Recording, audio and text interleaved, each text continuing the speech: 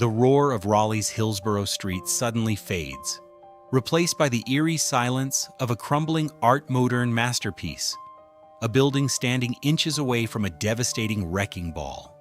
In the 1940s, this wasn't just a factory, it was the sugary heartbeat of North Carolina. Millions of glass bottles of RC Cola and Nehi fruit sodas clinked down these very lines, handled by generations of proud local workers.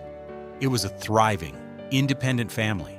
But today, the conveyors are dead, the syrup has dried on the concrete, and the iconic glass blocks are shattered.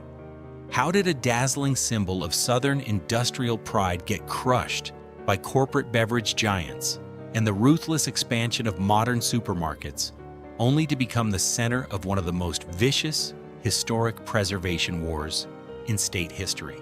Step inside the darkened halls of the Nehi Raleigh Factory.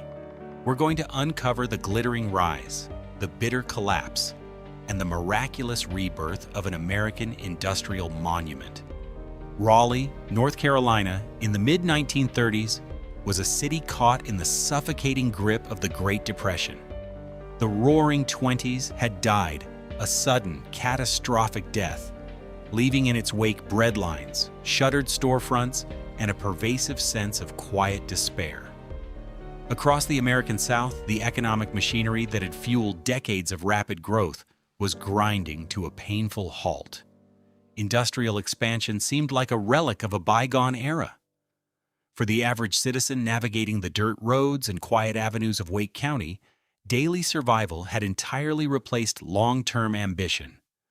The local economy, heavily dependent on agriculture and textiles, was battered by plummeting prices and widespread unemployment. Yet it was precisely in this atmosphere of profound economic uncertainty that a bold, almost reckless vision began to take shape on the western edge of downtown, along the busy corridor of Hillsborough Street. At a time when most businesses were hoarding pennies and scaling back their operations to the bare minimum just to keep the lights on, the local franchise owners of the Nehi Bottling Company decided to do the exact opposite. They didn't just want to build a new factory to bottle their popular fruit-flavored sodas and Royal Crown Cola. They wanted to construct a monumental statement. The decision to invest heavily in a new, state-of-the-art bottling facility in 1937 was a massive financial gamble. The Nehi Corporation, based out of Columbus, Georgia, had built a strong regional following throughout the South, but the local Raleigh bottlers were strictly independent operators. They operated under a traditional franchise model, meaning they bore the entirety of the financial risk for this aggressive expansion. To pour scarce capital into a manufacturing plant during an economic depression was one thing, but to pour it into an architectural masterpiece was something else entirely. The architectural style chosen for the new plant was streamlined modern, a striking, late iteration of the Art Deco movement that emphasized sleek, aerodynamic lines, sweeping curves, and a palpable sense of forward motion. It was a design language born from the cutting-edge era of airplanes, luxury ocean liners, and high-speed diesel locomotives. Streamlined Moderne was inherently optimistic. It rejected the heavy, ornate, and often dark styles of the past in favor of a sleek, unburdened future. Applying this luxurious, forward-looking aesthetic to a simple soda bottling plant in the middle of North Carolina was a profound ideological statement. It was a loud, public declaration that the economic depression would not last forever, and that the Nehi Bottling Company intended to be at the absolute forefront of the nation's eventual recovery. When the building finally opened its doors, it was unlike anything the city of Raleigh had ever seen. The expansive facade featured smooth, white stucco, punctuated by bold horizontal bands of dark brick that drew the viewer's eye seamlessly along its elegantly curved corners. But the undeniable crown jewel of the design was the expansive use of industrial glass block. Massive, gently curving walls of translucent glass blocks dominated the front of the building, acting as a stunning visual centerpiece. By day, these structural glass walls allowed natural sunlight to flood the production floor, brilliantly illuminating the gleaming stainless steel machinery and the thousands of brightly colored glass bottles moving along the lines. By night, the interior industrial lighting transformed the factory into a glowing, luminescent beacon on Hillsborough Street. It looked less like a traditional manufacturing site and more like a gleaming, futuristic pavilion plucked straight from a World's Fair. This visual transparency was not merely an architectural flourish, it was a highly calculated and highly effective marketing strategy. In an era before strict federal regulations and modern sanitation standards were widely enforced, the American public was often deeply wary of mass-produced food and beverages. Factories of the era were typically dark, dirty, enclosed spaces, entirely closed off from public view. The Nehi plant flipped this industrial paradigm completely on its head. By putting the entire intricate bottling process on public display behind walls of illuminated glass, the local company was actively projecting an image of absolute purity, immaculate cleanliness, and modern mechanical efficiency. Pedestrians and motorists traveling down Hillsborough Street could literally stop and watch the heavy syrup being mixed, the glass bottles being sterilized, filled with carbonated water, and hermetically capped in a hypnotic, rhythmic mechanical ballet. The building itself had essentially become a three-dimensional billboard, working around the clock to sell the promise of a refreshing, safely manufactured product. Beyond the sheer marketing brilliance, the Nehi building quickly became an emotional anchor for the local community. For the men and women of Raleigh, seeing this gleaming, modern facility operating in their own backyard provided a much-needed psychological lift.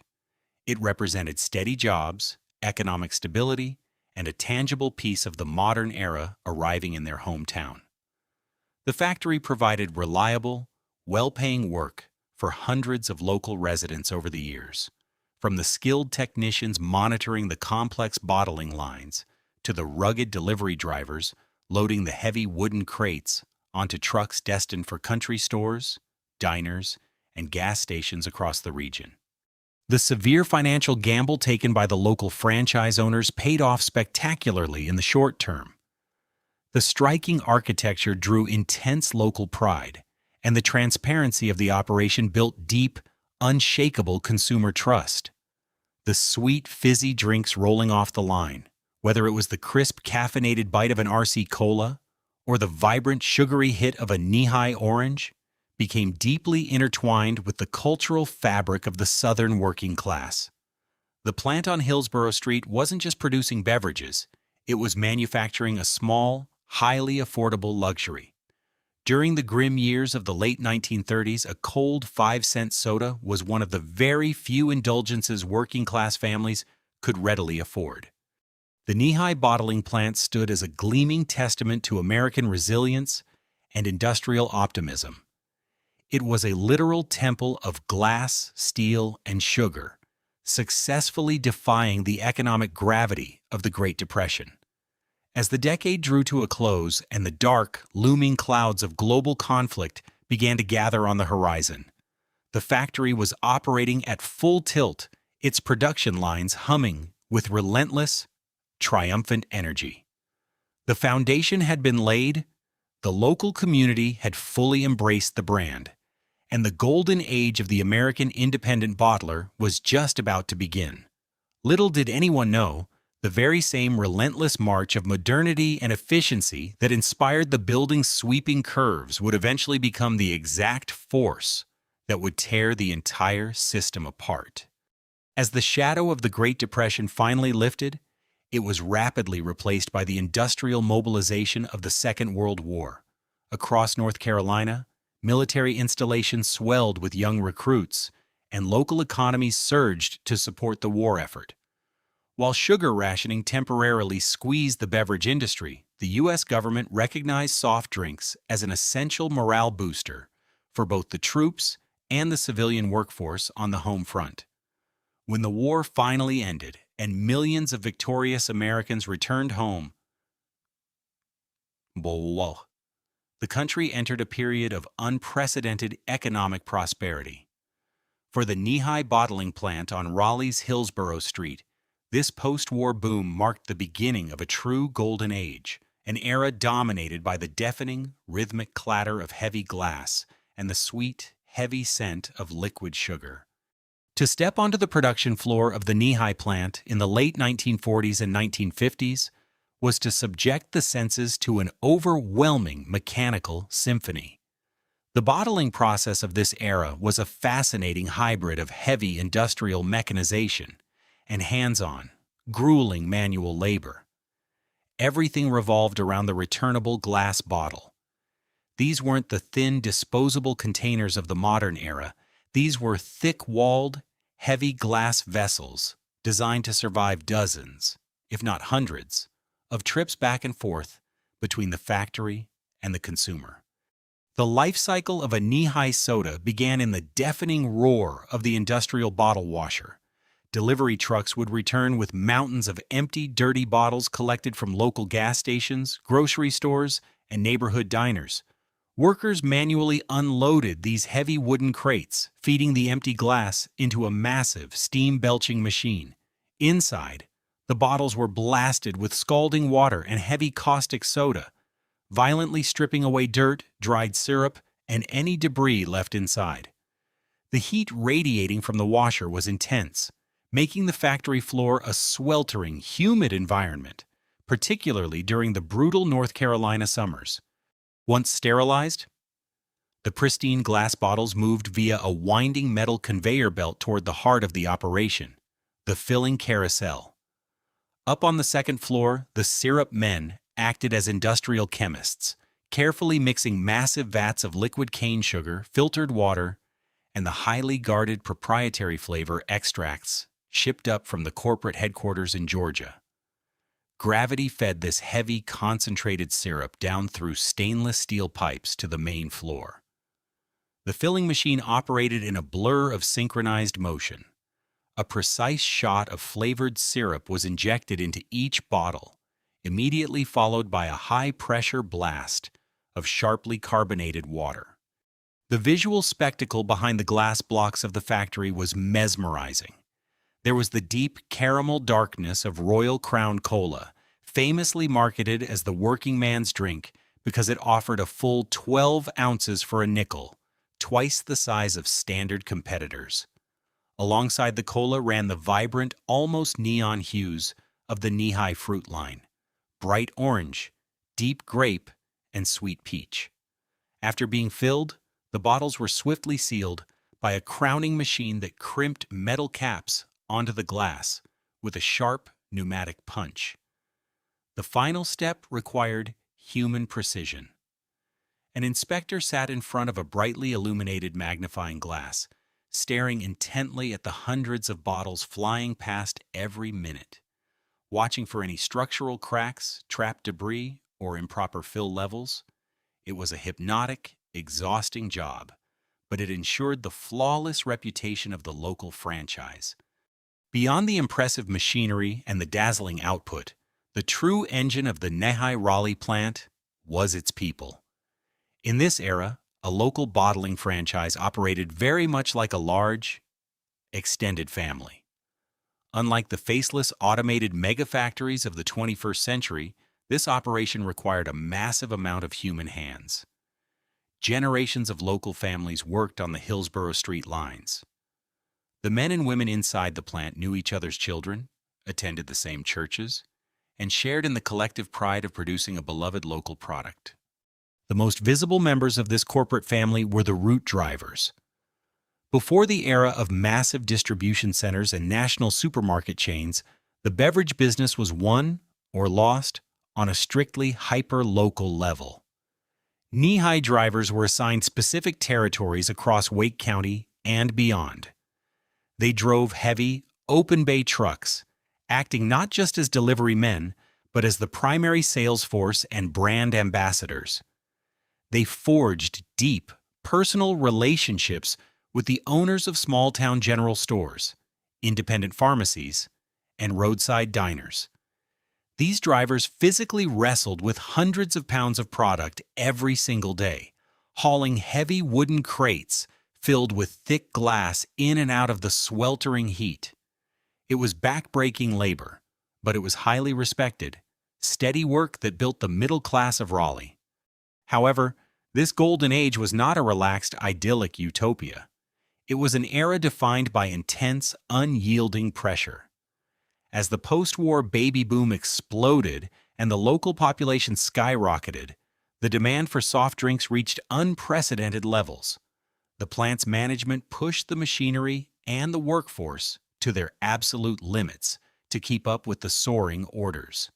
The production lines were cranked to maximum speed, which introduced severe physical tension into the daily routine. Working with highly pressurized carbonated liquid in glass containers at high speeds was inherently dangerous. The thick glass bottles, repeatedly weakened by the extreme heat of the industrial washer and the constant impact of the conveyor belts, were prone to sudden, violent failure. Exploding bottles were a standard occupational hazard. Without warning, a bottle on the filling carousel could detonate under the pressure of the carbonation, sending a spray of sticky syrup and jagged glass shrapnel flying across the production floor. Workers simply learned to turn their heads, wear basic safety glasses, and keep the line moving. The noise was so completely deafening that verbal communication on the floor was nearly impossible. Workers relied on a complex system of hand signals, lip reading, and intuition to coordinate the high-speed operation. By the late 1950s, the Nehi bottling plant in Raleigh was operating at its absolute zenith. It was a well-oiled, highly profitable machine, perfectly calibrated to serve its regional market through the heavy, reliable medium of returnable glass. The gleaming, streamlined, modern building stood as a proud monument to local industry, its glass block glowing brightly into the night as the syrup flowed and the machinery roared. But out on the horizon, beyond the borders of North Carolina, the world of manufacturing and retail was fundamentally shifting. The very system that made the Raleigh plant so successful, the heavy glass, the local roots, the independent franchise model, was about to collide with a terrifying new era of convenience, disposable materials, and ruthless corporate consolidation. The golden age had reached its peak, and the long, painful descent was quietly waiting in the wings. As the 1950s rolled into the 1960s, the American lifestyle underwent a radical, irreversible transformation.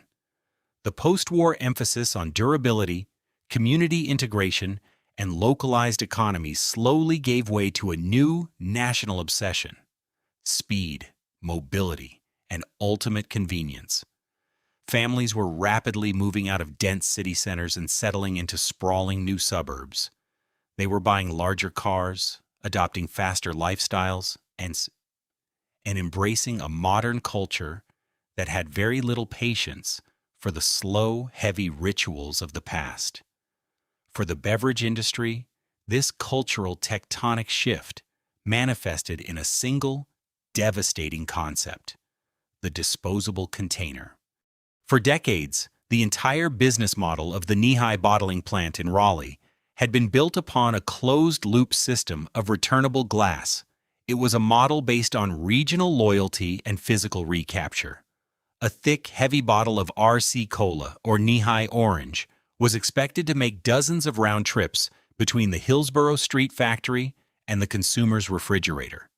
But as the 1960s progressed, technological advancements in metallurgy and manufacturing introduced a lethal new competitor to the consumer market: the lightweight aluminum can and, eventually, the single-use plastic bottle.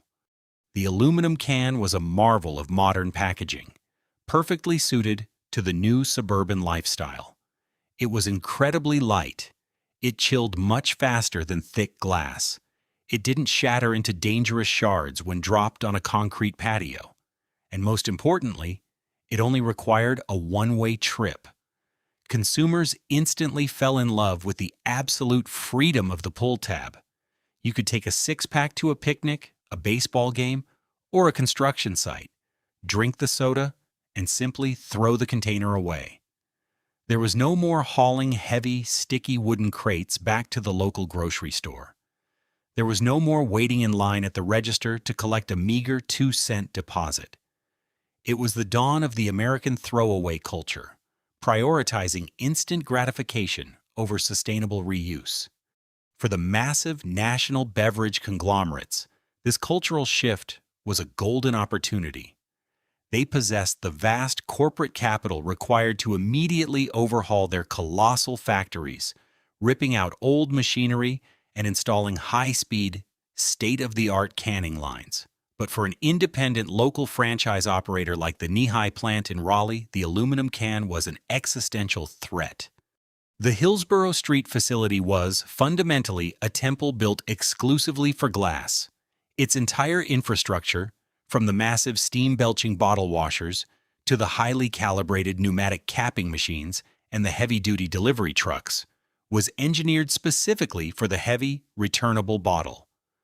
Upgrading a traditional glass bottling plant to a modern aluminum canning facility required an astronomical capital investment. It meant essentially building a completely new factory from the inside out, money that a localized franchise simply did not have lying around in reserve. As consumer preference rapidly shifted toward the weightless convenience of cans, the Raleigh plant found itself trapped inside a perfectly functional, yet increasingly obsolete manufacturing fortress. The financial mathematics of the returnable glass system, which had once guaranteed steady local profits, suddenly turned toxic. As the public fully embraced the convenience of disposable packaging, the rate of bottle returns in Wake County plummeted. Consumers simply stopped bringing the glass back. The minor financial incentive of a bottle deposit was no longer enough to convince a busy suburban family to lug a heavy crate of empty glass back to the retailer. This behavioral shift was catastrophic for the local Nehi plant's bottom line. The factory operated on the strict financial assumption that a single glass bottle would be retrieved, washed, and reused up to 30 times, thereby amortizing the high initial cost of manufacturing the thick glass container. When consumers began treating returnable glass as a single-use, disposable item, tossing them into the garbage or leaving them to shatter in parks and along highways, the local bottler was forced to constantly purchase brand new, expensive glass stock just to keep the production lines running. They were bleeding precious capital just to tread water and maintain their baseline inventory. Furthermore, the logistics of moving glass became a glaring, undeniable competitive disadvantage. A delivery truck packed with aluminum cans could carry vastly more product at a mere fraction of the physical weight than a truck loaded with thick glass and heavy wooden crates. This meant that the national competitors could distribute their products wider, faster, and much cheaper than the Nehi drivers navigating the local routes. The Raleigh drivers, once the proud, highly visible ambassadors of the brand, were now burning expensive fuel and exhausting their bodies to haul tons of dead weight, both full and empty. Inside the Raleigh plant, the atmosphere grew increasingly tense. The gleaming machinery that had once represented the cutting edge of modern industry was now a stubborn anchor dragging the company down. Management desperately tried to adapt to the shifting market by introducing their own non-returnable glass bottles, often marketed as throwaways. But it was a costly half measure that failed to capture the effortless appeal and safety of aluminum. The plant was caught in a brutal transition period, straddling two distinct eras of American consumption and slowly losing its grip on both. Yet, as dire as the packaging crisis was, the aluminum threat was only the first crack in the foundation. The Nehi bottling plant could have potentially weathered the expensive storm of disposable containers if the economic battlefield had remained purely local. But a much larger, far more ruthless war was quietly brewing just over the horizon. It was a conflict that would move the battleground away from the friendly neighborhood corner store and into the vast, impersonal aisles of a new American retail phenomenon. The era of the corporate mega-supermarket had arrived, and it was about to permanently strip the local franchise of its remaining power. The post-war American landscape was rapidly evolving, and the primary battleground for the consumer's wallet was physically shifting. For decades, the lifeblood of the Nehi bottling plant in Raleigh had been the small, independent retailer. The route drivers navigated a vast, intricate network of neighborhood pharmacies, family-owned gas stations, and rural general stores across Wake County. In this highly decentralized, localized economy, personal relationships were paramount. A handshake, a friendly conversation over a store counter, and reliable weekly deliveries were often enough to secure premium placement in the local icebox. But as the 1960s bled into the 1970s, these charming mom-and-pop shops began to systematically vanish, replaced by a ruthless, highly efficient new retail titan, the modern corporate supermarket. The meteoric rise of the supermarket fundamentally rewrote the established rules of American commerce. These massive, brightly lit stores, surrounded by oceans of asphalt parking lots, offered thousands of products under one roof. They leveraged incredible volume to drive down consumer prices, offering a level of convenience that the neighborhood grocer simply could not match. However, this suburban convenience came with a massive hidden cost for local manufacturers. The power dynamic in the beverage industry violently and permanently shifted. Previously, a local bottler like Nehi Raleigh dictated its own terms to small store owners who desperately needed their popular products to attract foot traffic. Now the sprawling supermarket chains held all the leverage. They controlled the most valuable real estate in the modern economy, the retail shelf space. To understand the catastrophic impact this had on the Nehi Raleigh plant, one must understand the fundamental vulnerability of their specific business model. The magnificent streamlined modern factory on Hillsborough Street was not a direct, wholly owned subsidiary of a multi-billion-dollar corporate empire. It was an independent, local franchise. The local Raleigh owners essentially paid for the rights to manufacture, bottle, and distribute Royal Crown Cola and Nehi flavors within a strictly defined, geographically bound territory.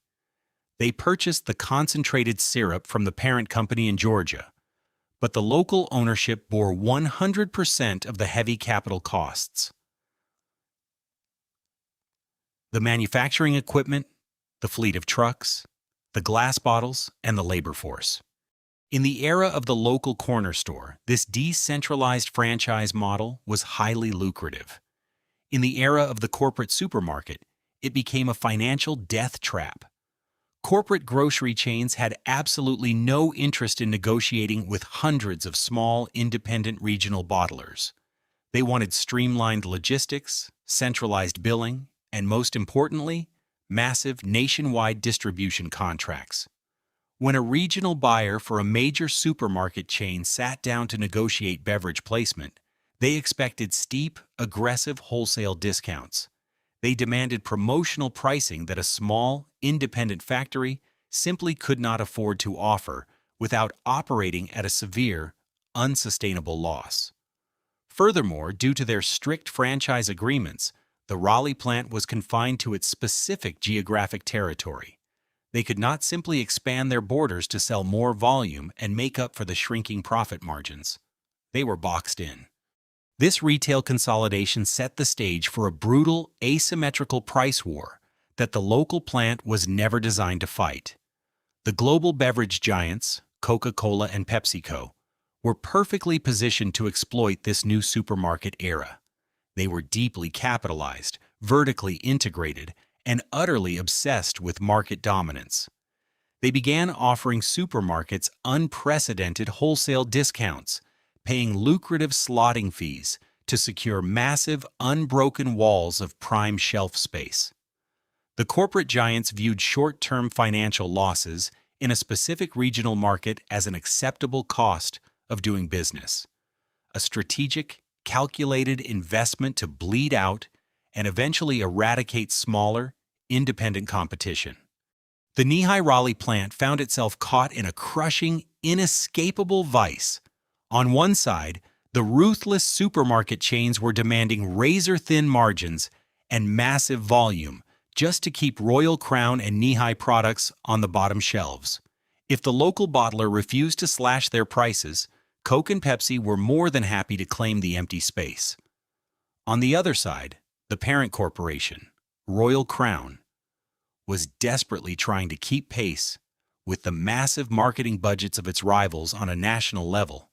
To fund this national war, the parent company constantly pressured its independent bottlers to increase production quotas, launch expensive local advertising campaigns, and continuously upgrade their facilities.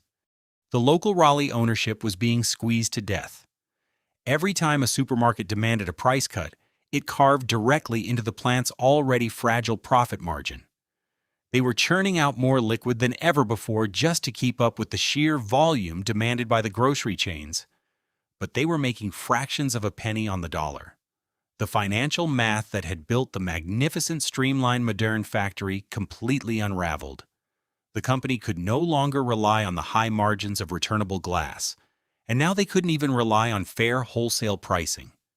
The entire architecture of the local franchise system was collapsing under the weight of corporate consolidation. The human cost of this macroeconomic shift was devastatingly quiet, but profoundly felt. Inside the Hillsborough Street plant, the crushing financial pressure trickled directly down to the factory floor. To compensate for the evaporating profit margins, management was forced to aggressively tighten the belt. Routine maintenance on the aging bottling machinery was delayed, leading to more frequent breakdowns and production halts. Wages stagnated, and overtime was strictly curtailed. The warm, familial atmosphere that had defined the golden age slowly evaporated, replaced by a tense, grinding anxiety.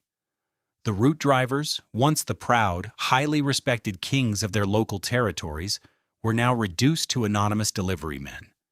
They found themselves dropping off massive pallets at the concrete loading docks of faceless grocery stores, where they had zero negotiating power and zero personal connection to the buyer.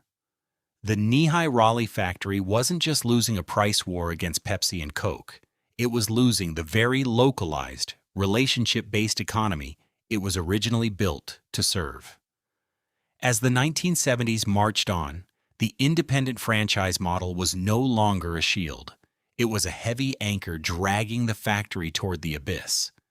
As the 1970s drew to a close, the independent franchise model that had built the Nehi Bottling Company in Raleigh was effectively dead.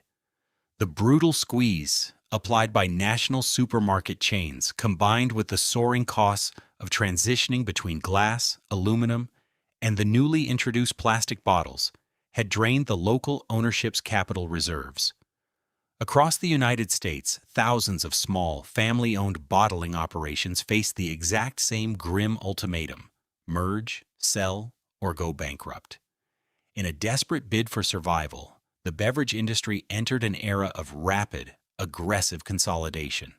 The goal was to achieve economies of scale, grouping multiple regional plants under massive corporate umbrellas to finally gain the financial leverage needed to negotiate with the supermarket titans. For the Raleigh plant on Hillsborough Street, this meant a profound and irreversible changing of the guard.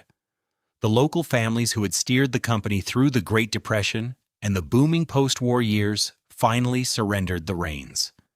The franchise was absorbed by a larger, distant holding company. On paper, this corporate consolidation was supposed to be the plant's salvation. A larger parent company meant access to deeper financial pockets, modernized logistics, and a unified front against the overwhelming dominance of Coca-Cola and PepsiCo. But the reality on the factory floor was entirely different. The immediate casualty of this acquisition was the very soul of the operation. The Raleigh plant was abruptly stripped of its local autonomy. The vital decisions regarding hiring, production quotas, and community engagement were no longer made by men who walked the factory floor and knew the workers by their first names. Instead, those decisions were outsourced to anonymous executives sitting in distant boardrooms, hundreds of miles away in another state. To these new corporate overseers, the historic Nehi Factory wasn't a beloved local institution or an architectural marvel. It was simply a line item on a massive, regional financial spreadsheet. And like all corporate line items during a period of aggressive consolidation, it was immediately targeted for extreme cost-cutting. The new management philosophy was brutally simple: maximize short-term cash flow by squeezing every possible drop of efficiency out of the existing infrastructure, regardless of the long-term consequences. This shift in philosophy sent shockwaves through the local workforce. The intimate family-like culture that had defined the golden age evaporated almost overnight. The route drivers, who were already struggling with their diminished status in the supermarket era, were subjected to impossible new delivery quotas and slashed commission rates. Inside the plant, experienced higher-paid technicians were pushed into early retirement or laid off, replaced by cheaper, transient labor. The focus shifted entirely away from producing a flawless, high-quality local beverage and centered solely on hitting arbitrary volume metrics dictated by a distant corporate headquarters. The trust and loyalty that had taken decades to build between the management and the workers were systematically dismantled in the name of corporate efficiency. The most visible and ultimately fatal misstep of this new corporate regime was the catastrophic implementation of deferred maintenance. The Hillsborough Street plant was a magnificent structure, but by the 1980s, its heavy industrial machinery was rapidly aging. The massive glass washers, the complex filling carousels, and the intricate network of conveyor belts required constant, meticulous upkeep by highly skilled mechanics. However, the distant holding company viewed routine maintenance not as an essential investment, but as a flexible operating expense that could be slashed to instantly boost quarterly profits. Requisitions for replacement parts were routinely denied or delayed. Preventative maintenance schedules were entirely abandoned. The machines were simply ordered to run faster and longer, even as their internal components began to grind, slip, and fail. The physical decay of the facility became impossible to ignore. The pristine, glowing glass block walls that had once acted as a brilliant, transparent billboard for the company's absolute purity grew clouded with grime, dust, and neglect. When a glass block shattered, it wasn't carefully replaced. It was cheaply patched or boarded over with plywood. Inside, the deafening, rhythmic hum of a well-oiled factory devolved into a chaotic cacophony of screeching metal, frequent breakdowns, and sudden halting silence. When a bottling line inevitably failed, it could take days to source the approved parts from the corporate network, leaving workers standing idle, while production quotas slipped further out of reach. The veteran workers who had spent their entire adult lives taking immense pride in the Nehi product were forced to watch helplessly as the operational standards plummeted. They were tasked with operating failing equipment under intense pressure from regional managers who rarely stepped foot out of their offices.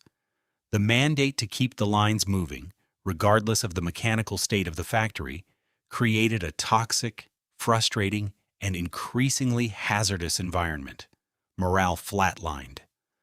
The high turnover rate of new employees only accelerated the decline, as the invaluable institutional knowledge required to coax the temperamental mid-century machinery into operation walked out the door with every retiring veteran. This strategy of corporate extraction was a fatal miscalculation. An industrial system can only be starved for so long before the entire organism collapses. By attempting to survive the modern retail war through ruthless, short-sighted cost-cutting, the distant corporate owners had inadvertently destroyed the plant's only remaining competitive advantage, its reliability and its deeply ingrained local identity.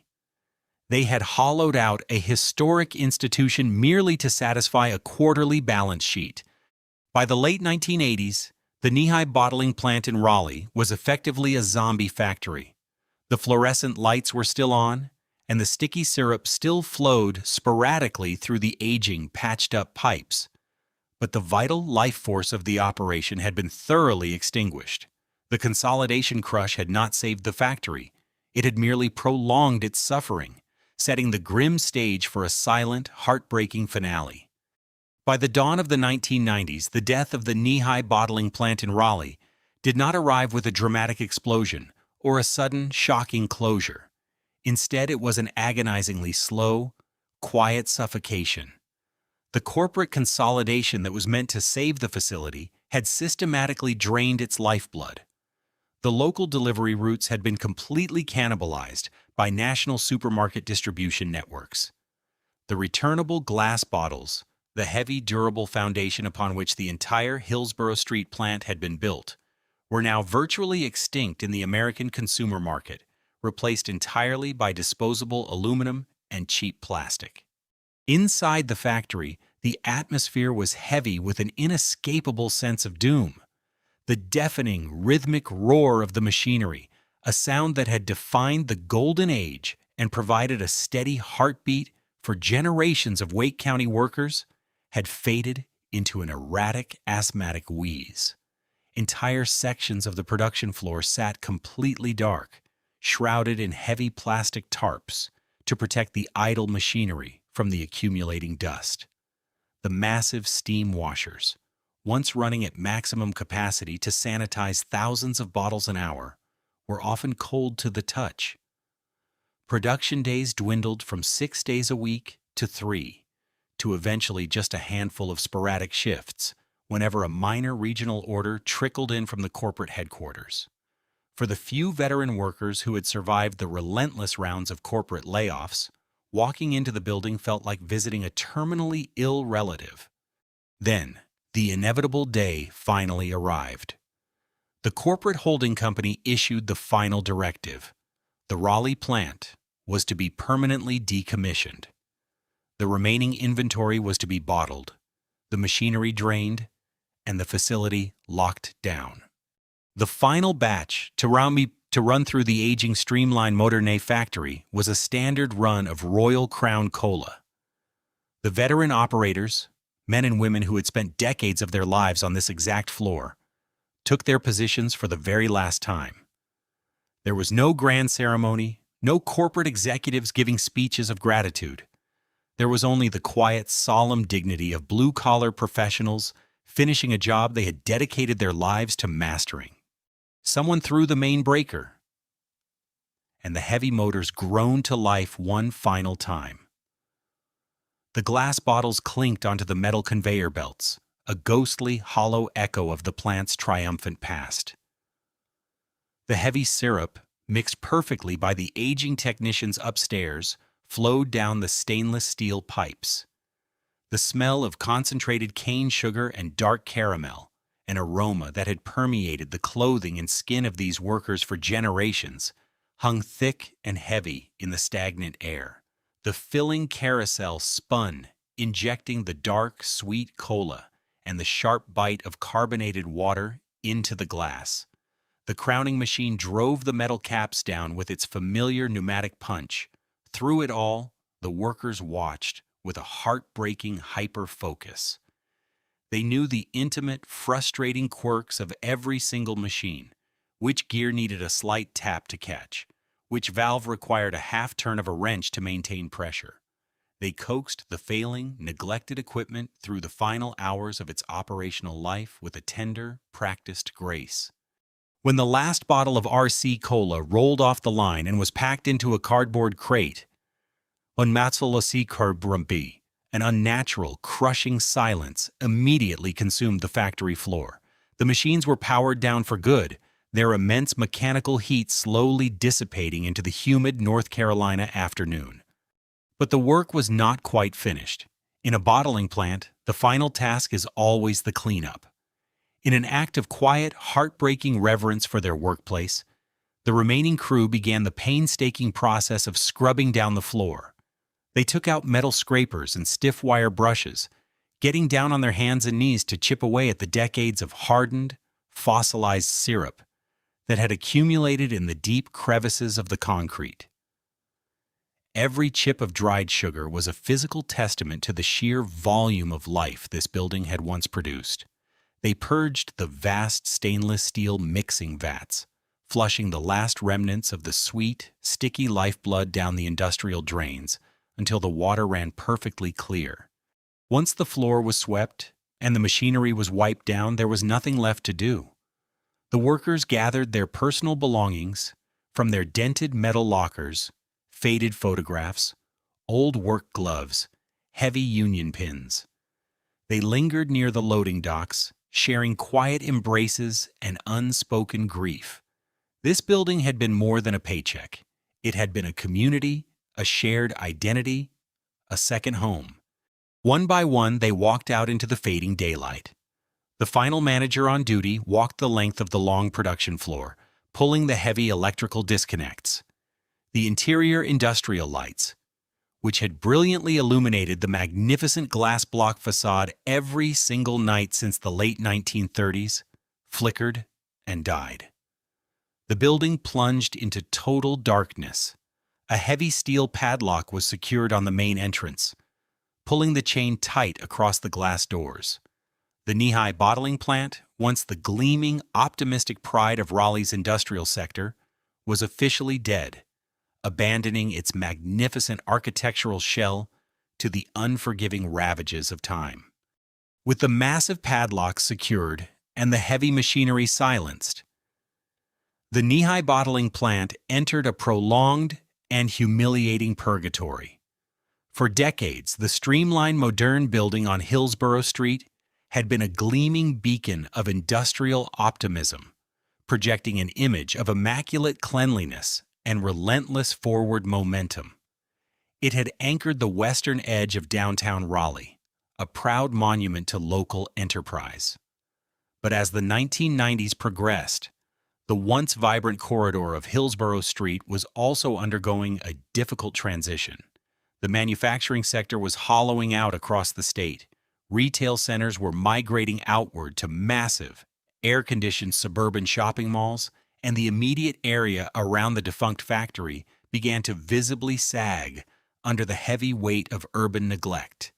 Left to fend for itself without the constant, meticulous upkeep required by its complex architectural features, the Nehi building began a rapid, heartbreaking physical decline.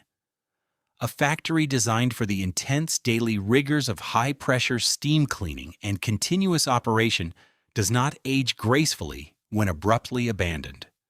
The striking white stucco facade, originally designed to evoke the pristine, aerodynamic hull of a luxury ocean liner, quickly succumbed to the brutal North Carolina elements.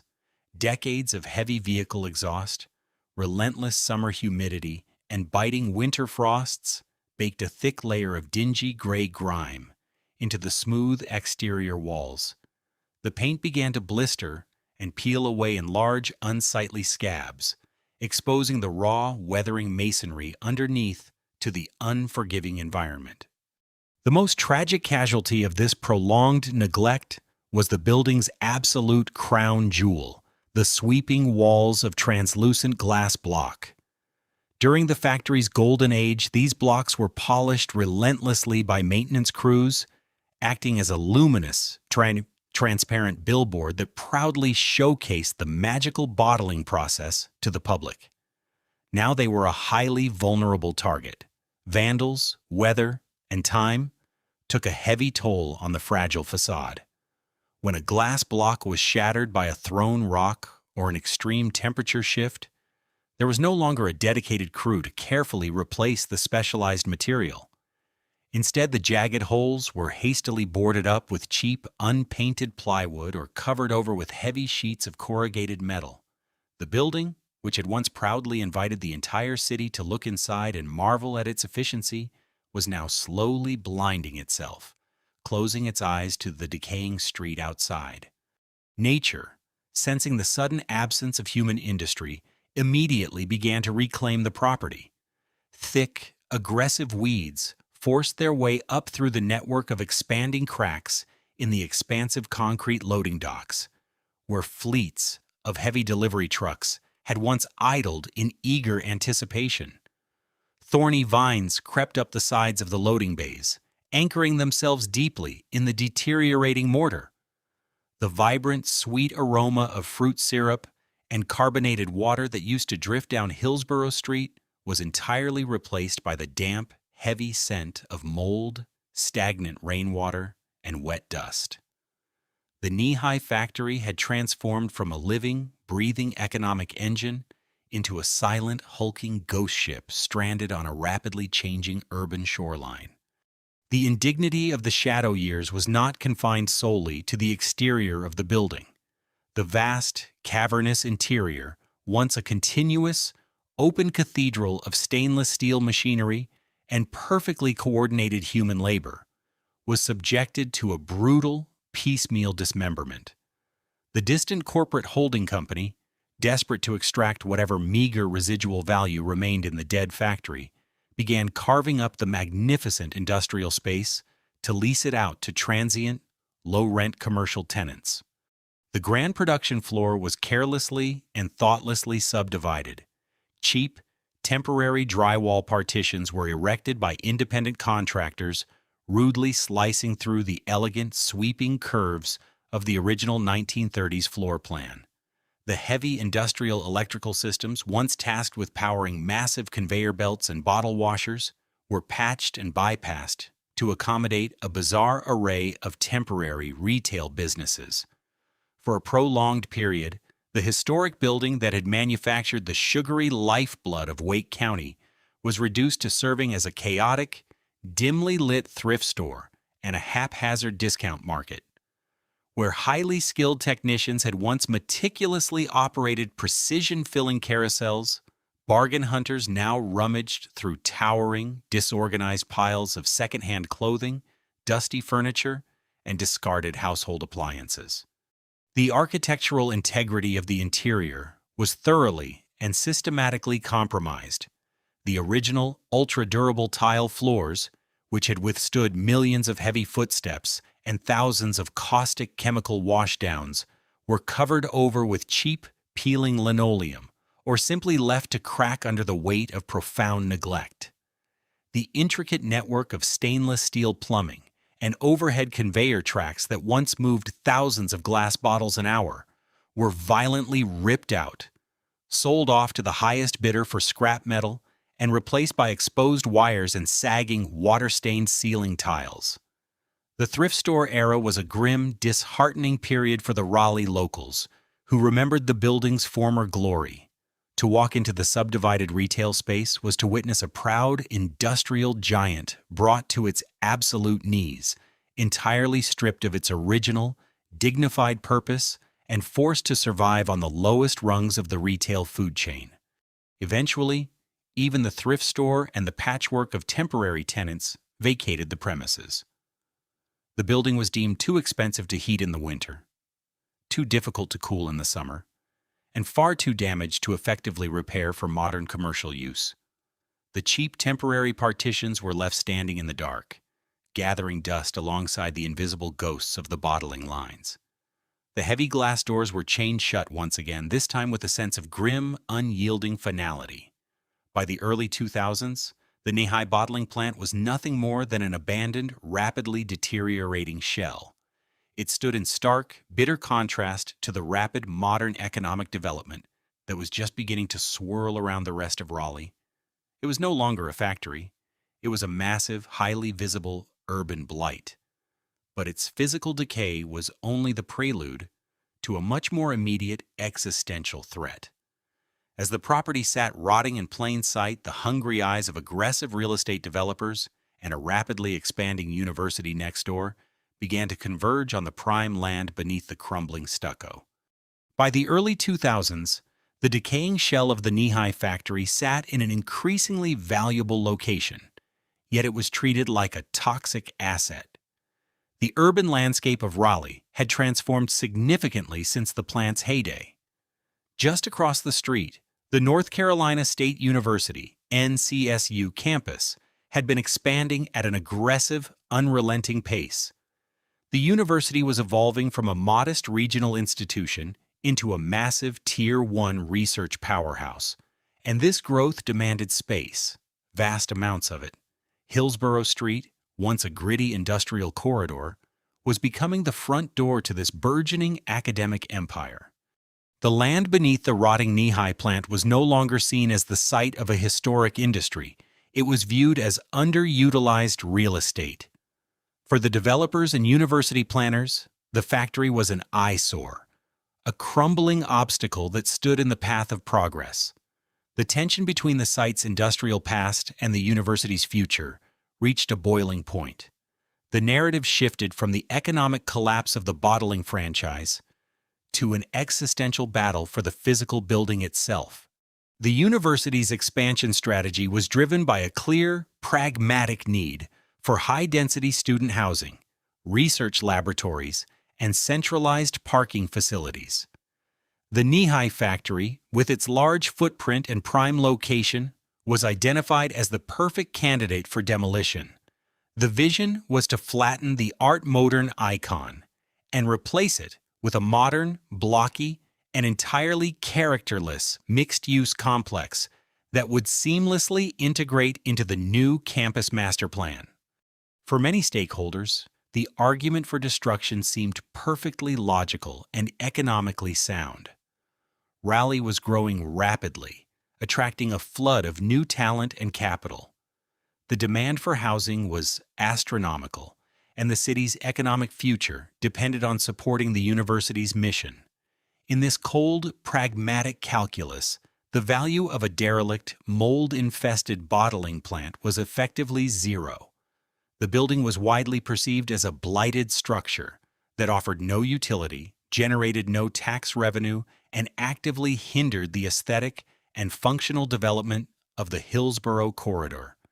However, this utilitarian view ignored the deeper cultural and historical significance of the site. As the demolition crews grew closer, a small but increasingly vocal coalition began to push back. This group, a diverse assembly of local architects, historic preservationists, alumni, and ordinary citizens who simply remembered the factory as a part of their own personal history, started to articulate a different vision. They argued that the building was not just a pile of bricks and mortar, it was the physical embodiment of the city's industrial coming of age. They contended that erasing this site would be a profound act of cultural amnesia, stripping away a layer of Raleigh's identity that could never be reclaimed once it was crushed into rubble. The battle over the Nehi plant became a high-stakes, real-world manifestation of the broader struggle between the forces of hyper-accelerated urban development and the slow, often expensive process of heritage preservation. The university's pressure to expand was relentless. Every delay in demolition cost money and lost housing potential and stalled project timelines. On the other side, the preservationists were fighting a desperate uphill war with almost no financial resources. They had to navigate a labyrinth of local zoning ordinances, environmental regulations, and historical landmark requirements. Their primary mission was to secure some form of official designation that would legally freeze the wrecking ball. The intensity of the conflict was palpable. Every time a new "for sale" or development proposal sign appeared on the factory's rusted fence, the local community erupted. The university's shadow loomed literally and figuratively over the site. It felt as if the entire institutional weight of a massive state university was pushing down on a frail, defenseless ghost from the 1930s. The developers argued that preservation was a selfish, impractical romanticism that held the city back from its full economic potential.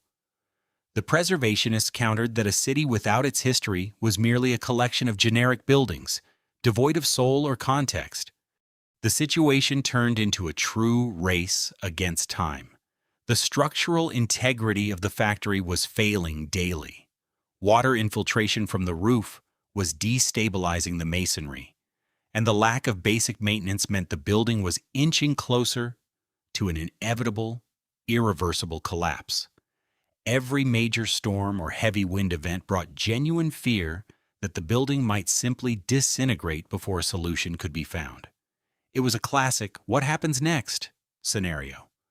Would the university win, clearing the site for a new dormitory, or would the community succeed in saving a piece of its own history from being pulverized into dust? This conflict was never really just about a building. It was about what kind of city Raleigh wanted to become.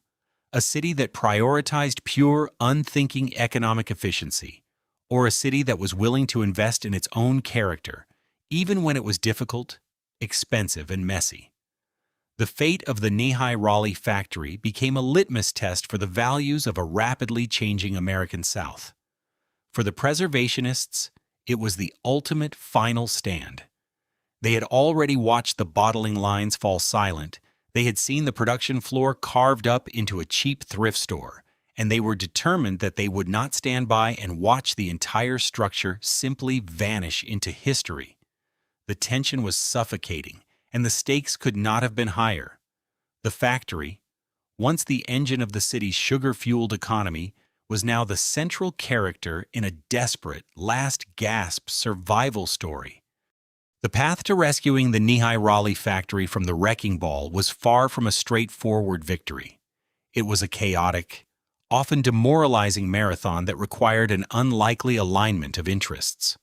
For years, the preservationists were dismissed as sentimentalists, standing in the way of economic necessity. They lacked the political capital and the deep-pocketed investors that the university developers possessed in abundance.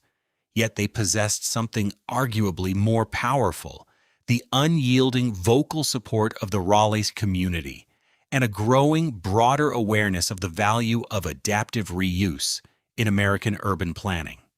The tide began to turn when the preservationists shifted their strategy from merely opposing demolition to presenting a viable, sustainable vision for the building's future. They argued that tearing down a unique, structurally sound art moderne masterpiece to create generic density was a failure of imagination. They proposed an adaptive reuse project, a vision where the building would be retrofitted into modern office space, creative lofts, or community centers while meticulously restoring the historic exterior. This vision was no longer just about nostalgia. It was about demonstrating that Raleigh's history could actually be a significant economic asset, attracting a new wave of creative businesses that prioritized authenticity and unique architectural character over sterile, modern office parks. The victory was not won in a single moment, but through a series of exhausting, bureaucratic, and financial miracles. A combination of local historic tax credits, private investment from visionary developers who saw the site's potential, and a newfound willingness from local government to prioritize heritage preservation finally halted the demolition orders. The university, faced with a mounting PR disaster and a legitimate alternative plan for the site, eventually stepped back from its path of total destruction. The building was officially designated a local historic landmark, securing its future with the full weight of the law. The restoration process was a monumental forensic labor of love. Every square inch of the exterior was studied, cleaned, and repaired. The crumbling white stucco was stripped back to the masonry and carefully patched to match the original, sleek lines of the 1930s. The most difficult challenge was the signature glass block walls. Sourcing specialized, period-appropriate glass blocks to replace the broken, plywood-covered sections was a global hunt. When the new glass was finally installed and the factory's original, luminous glow was replicated, the result was nothing short of breathtaking. When the Nehi Raleigh plant finally opened its doors as a restored mixed-use space, it served as a powerful, living rebuke to the idea that industrial history is disposable. It was no longer a factory producing sugar-laden sodas, but it had returned to its role as an anchor for the community. The building was bustling once again, filled with the energy of startups, architectural firms, and neighborhood residents. It had successfully bridged the gap between the grim, industrial realities of the 1930s and the high-tech, service-oriented economy of the 21st century. The salvation of the Nehi Factory offers a profound lesson on the necessity of local stewardship. It serves as a reminder that the industrial monuments that define our cities are often one bad decision away from being pulverized into gravel. The survival of this site was not an inevitability. It was the direct result of a community refusing to let its history vanish in the shadow of urban sprawl. Today, the factory stands as a rare, gleaming success story in the often tragic narrative of industrial decline. It is a testament to the fact that when we value the structures that built our cities, and when we are willing to fight for them, the past doesn't have to be a casualty of the future. It can, in fact, be the very foundation upon which we build something new, something meaningful, and something that endures long after the machines have fallen silent. The story of the Nehi Raleigh factory is not merely a chronicle of bricks, mortar, and sugar. It is a mirror reflecting the broader transformation of the American industrial spirit. Its rise was fueled by the unshakable optimism of the post-Depression era, and its collapse was necessitated by the relentless, cold efficiency of corporate consolidation and retail dominance. For decades, it stood as a testament to the idea that a local business could be the heartbeat of a community, providing not just products, but identity, stability, and a sense of shared purpose. When the machinery finally fell silent and the doors were chained shut, the facility became a haunting, visible reminder of a system that had been outgrown. The shadow years of decay were a brutal, necessary phase in the building's life, stripping away its industrial pride and exposing the stark, hollow consequences of a purely extractive economic model. Yet its eventual rebirth proves that the decline of an industry does not have to be the end of a building's story. By evolving from a place of mass production into a space of modern, adaptive reuse, the former factory has successfully reconciled its industrial past with its urban future. This journey teaches us that while systems are transient and markets are volatile, the physical monuments of our history are worth fighting for. The salvation of this site was not an accident. It was a choice, made by a community that refused to let its legacy be erased by the march of progress. As Raleigh continues to reshape itself around this historic anchor, the Nehi building stands as a powerful, enduring lesson. It reminds us that our cities are more than just clusters of generic development. They are living narratives. When we choose to preserve the structures that built our prosperity, we ensure that the lessons of the past are never truly lost, but rather woven into the foundation of what we choose to build next. If this story of industrial ambition and resilience resonated with you, please consider subscribing to the channel and sharing your thoughts in the comments below. What historic industrial site in your hometown deserves to be saved? Your engagement helps us continue to document these vital pieces of our shared global history.